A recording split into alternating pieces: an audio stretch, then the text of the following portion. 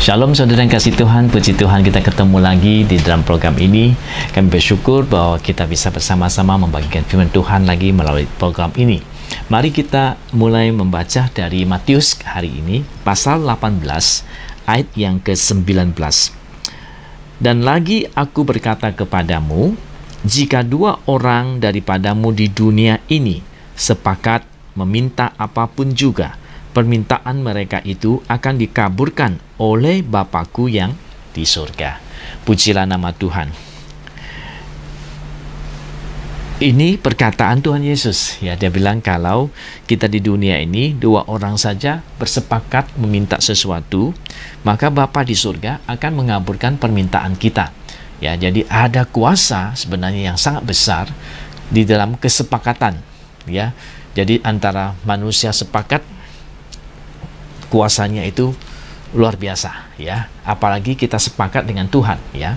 Nah, iblis juga ingin supaya kamu sepakat dengan dia, supaya dia bisa melakukan sesuatu yang luar biasa jahatnya untuk kita. Tetapi kita harus sepakat dengan Tuhan, ya. Saya hari ini bicara mengenai sepakatlah dengan Tuhan, atau dengan kata lain, terimalah firman Tuhan, atau setujulah dengan firman-Nya, ya.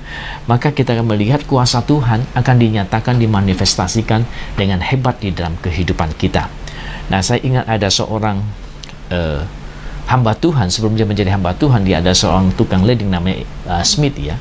Sebelum dia percaya Tuhan, sebelum dia mengenal kuasa Roh Kudus yang hebat itu, ya, dia banyak firman Tuhan dia tidak setuju, ya. Banyak firman Tuhan dia nggak setuju, dia belum bisa terima itu benar, ya.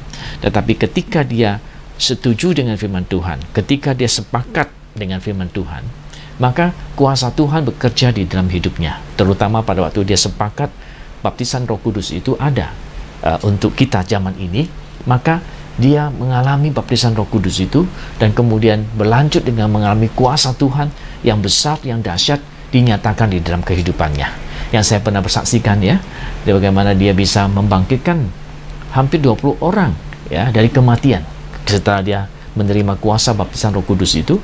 Kemudian dia hidupnya begitu dipenuhi kuasa Tuhan karena dia menerima firman Tuhan, dia sepakat dengan firman Tuhan, betul terima dengan sungguh-sungguh, maka kuasa Tuhan dinyatakan di dalam hidupnya, di dalam pelayanannya dia, dan dia menjadi seorang yang dipakai Tuhan dengan luar biasa. Padahal tadinya dia ada seorang tukang ledeng yang tidak sekolah, yang kasar, ya, yang tidak tahu membaca, tapi akhirnya dipakai Tuhan dengan luar biasa. Nah, itu 20 orang dibangkitkan dari kematian itu ada salah satu pelayanannya. Masih banyak pelayanan hebat yang terjadi di dalam hidupnya. Jadi sangat penting saudara-saudara kita sepakat dengan firman Tuhan. Sangat penting kita terima firman Tuhan. Sangat penting kita bersama-sama dengan Tuhan, setuju dengan apa yang Tuhan katakan, meyakini, menerima itu semua firman Tuhan, maka kuasa Tuhan itu akan berjalan di dalam kehidupan kita, akan terjadi di dalam kehidupan kita. Sebab itu jangan lupa untuk bersepakat dengan firman Tuhan. Jangan lupa untuk menerima kebenaran firman Tuhan yang adalah ya dan amin.